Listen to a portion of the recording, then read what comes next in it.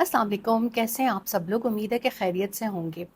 मुझ जैसे लोग जो खुद ट्रॉमा से हील करने की कोशिश कर रहे हैं, वो बड़ा परेशान हो जाते हैं जब दीगर ममालिक जो हैं वो एक दूसरे को जंगों में धकेलने की कोशिश करें, क्योंकि किसी अपने प्यारे को सानए हादसे में या जुल्म में खोना एक ऐसी चीज़ है जो कि बहुत तकलीफ़ दह होती है। एक तो ये होता है ना कि हमें पता होता है कि हमारा फ़लाँ अज़ीज़ बीमार है और उसके पास कम वक्त है, और बस अब डॉक्टर्स ने जवाब दे दिया है, तो सब ज़हनी तौर पर तैयार होते हैं कि हाँ, ये शख्स अब जाने वाला है। कोई शख्स वॉयलेंस में जाए तो वो एक ऐसा ट्रॉमा उसके लवाहिकीन के लिए भी पैदा हो जाता है जो कि बहुत सालों उनके साथ रहता है। हर गमी खुशी के मौके पर ट्रिगर हो जाता है कि हमारे प्यारे के साथ ऐसे क्यों हुआ था, या हमारे साथ ऐसा क्यों हुआ, काश कि हम उसका वापस बुला लेते। लेकिन ये जो जंगों का बिजनेस है या जो जंगें करने वाले हैं वो ये नहीं सोचते। ख़ास तौर पे असले के व्यापारी हो गए जिनके ये सारे बिजनेसेस हैं, वो क्यों चाहेंगे कि कहीं भी अमन हो। अब एक मुल्क है जो कि मशरक़ वस्ता में एक गुंडे की तरह जो है वो तमाम मुल्कों के ऊपर हमलावर है, और गज़ा का जो उन्होंने हाल किया है फ़लस्तीन का, वो भी आपके सामने है। लेकिन तमाम मगरबी ताकतों का आशीर्वाद हमेशा उनके साथ रहता है, और कोई भी इस बिगड़े हुए गुंडे को कुछ भी नहीं कहता। पर इस बार थोड़ा अलग हुआ। इन्होंने छेड़छाड़ की ईरान के साथ, और ईरान ने फिर जो इनको मज़ा चखाया तो निकली इनकी चीखें। और जो इनको इस जंग में मुआवनत कर रहे थे ईरान ने, तो भाई उनको भी टारगेट कर दिया, और बता के टारगेट किया ताकि कोई सिविलियन इसकी जद में ना आए। अब सिचुएशन ये पैदा हो गई है। अब पहली दफ़ा वो लोग भी बोल रहे हैं जिन्होंने इस नाजायज़ रियासत को इस खत्े में बनाया कि अब जो है वो सीज़ फायर की खिलाफ वर्जी नहीं करनी, क्योंकि कल उन लोगों के कहने के बावजूद जो है वो आज भी सीज़ फायर की खिलाफ वर्जी हुई। तो पहली बार इस नाजायज़ रियासत को भी जो है वो तंबीह किया गया है कि अब नहीं करना। और ये क्यों नहीं करना? अचानक से ऐसा क्या हुआ कि जंग रुकवानी पड़ गई और जो है हमले रोकने पड़ गए?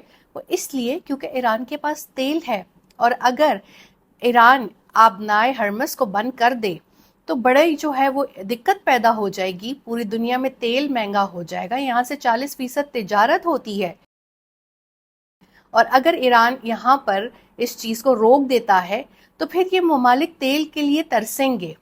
तो सारा मसला तो तेल का है। इंसानों का ख्याल नहीं आया कि इंसानों के साथ जुल्म हो रहा है, हमें जंग में नहीं पड़ना चाहिए, हमें किसी तौर पर भी जो है वो सिविलियंस को टारगेट नहीं करना चाहिए। और जबकि अभी तक हम इस चीज़ के भी मुंतज़िर हैं कि कब ये कहा जाएगा कि गज़ा में भी जंग बंदी हो गई है, वहाँ भी सीज़ फायर हो गया है, ये नाजायज़ रियासत जो है वहाँ पर आम लोगों को निशाना नहीं बना सकती।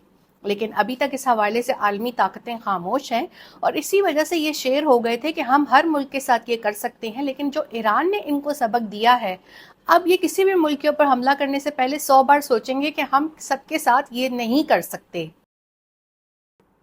अब जो कुछ कतर में हुआ तो मुझे ये था कि क्या ये जंग तमाम इस्लामी ममालिक तक फैल जाएगी, क्या ये मशरिक़ वस्ता तक फैल जाएगी? तो ये तो बहुत अफसोसनाक है। तो आप उस जड़ को रोकें, आप इज़राइल को समझाएं कि वो खित्ते का अमन जो है वो बर्बाद ना करें।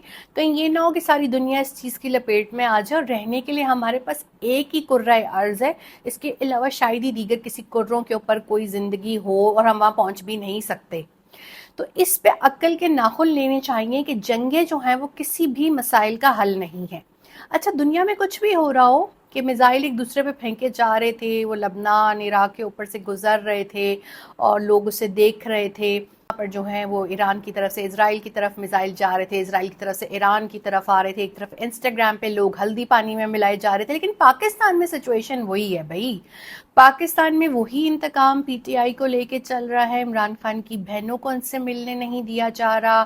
के पी असम्बली ने बजट भी जो है वो मंजूर करा लिया। आज भी इमरान खान की बहनें अकेले वहाँ पर मौजूद थीं। वो क़यादत जो झंडे वाली गाड़ियों में फिर रही है, जो बड़े बड़े ऐवानों में बैठती है, सेनेट के, कौमी असम्बली के, सूबाई असम्बली के, वो शाज़ो नाज़िर ही वहाँ पर नज़र आते हैं। उनकी पार्टी की संजीदगी नहीं है उनको रिहाई दिलवाने में, या फिर उनको बाहर लाने के लिए वो कोई संजीदा एफर्ट्स नहीं कर रहे। آج ان کی بہن علیمہ خانم نے یہ کہا ہے کہ اگر کے پی اسمبلی حکومت عمران خان کے حوالے سے کچھ نہیں کر سکتی یا اس پریشر کو نہیں سہ سکتی تو پھر انہیں گھر چلے جانا چاہیے۔ اب ایشو یہ ہے کہ کارکنان بھی بہت کچھ کر رہے ہیں، سوشل میڈیا بھی بہت کچھ کر رہا ہے، لیکن لیڈران کچھ نہیں کر رہے۔ ان کے ساتھ وہ خواتین بھی ہوتی ہیں جو کہ جیل کاٹ کے آئی ہیں، جنہوں نے خود سختیاں اور تکلیفیں دیکھی ہیں، وہ ضرور ہوتی ہیں اڈیالہ کے باہر، اور تھوڑے سے جو ہیں وہ مرد کارکنان اور لیڈرز بھی ہوتے ہیں، لیکن وہ جو ایک پوری کریم ہے وہ وہاں پر نظر نہیں آتی۔ کچھ بھی ہو رہا ہو دنیا میں، جنگ ہو رہی ہو، امن ہو رہی ہو، پاکستان میں مہنگائی کا وہی حال ہے، گرمی کا وہی حال ہے، سیاسی انتقام کا وہی حال ہے، اعداد کا گھورک دھندا ہے، بس بتا دیتے ہیں زبانی جو ہے وہ اعداد و شمار، لیکن کچھ بھی عوام تک جو ہے وہ ریلیف نہیں آ رہا، اور بولنے کے اوپر بھی پابندی ہے، قدغنے ہی قدغنے ہیں، جو بولتا ہے پھر اس کے ساتھ کیا ہوتا ہے۔ ارشد شریف کی مثال آپ کے سامنے ہے، صرف کرپشن سے ہی بیچارہ نفرت کرتا تھا نا، یہ کہتا تھا کہ ملک میں کرپشن نہ کرو، اور اس کو کیا سزا دی کہ اس کے سر میں گولی مار دی۔ تو اس لیے میں اکثر صحافیوں کو یہ بات کہتی ہوں کہ پہلے اپنے بارے میں سوچیں، اپنی سیفٹی کے بارے میں سوچیں، اپنے اہل خانہ کے بارے میں سوچیں۔ یہاں نظام ایسا ہی چلنا ہے، نظام کو کرپشن سوٹ کرتی ہے، انہیں ایسے لوگ ہی سوٹ کرتے ہیں جو کہ خود بھی کرپشن کرنے دیں اور دوسروں کو بھی کرپشن کرنے دیں۔ آج بھی بڑا افسوس ہوا ان کی بہنوں کو اکیلے دیکھ کر، لمحہ فکریہ ہے کہ کس طریقے سے جو ہے وہ اس مشکل کے حالات میں ان کی بہنوں کو پارٹی کے لیڈران نے اکیلا چھوڑا ہوا ہے۔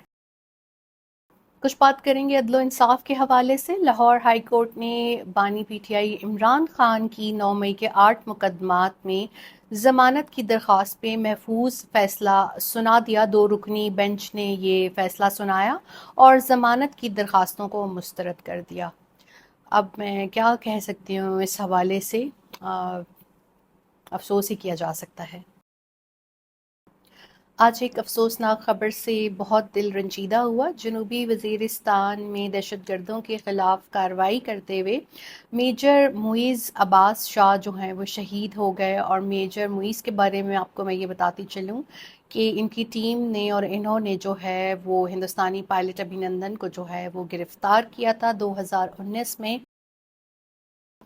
تو آج جب ان کی شہادت کی خبر آئی تو دل بہت رنجیدہ ہوا۔ اللہ تعالیٰ ان کو جنت الفردوس میں اعلیٰ مقام عطا فرمائے، اور ان کے گھر والوں کو جو ہے وہ صبر جمیل عطا فرمائے۔ اس آپریشن میں 2 اور جوان بھی شہید ہوئے ہیں، تو میری دعائیں اور ہمدردیاں اہل خانہ کے ساتھ ہیں۔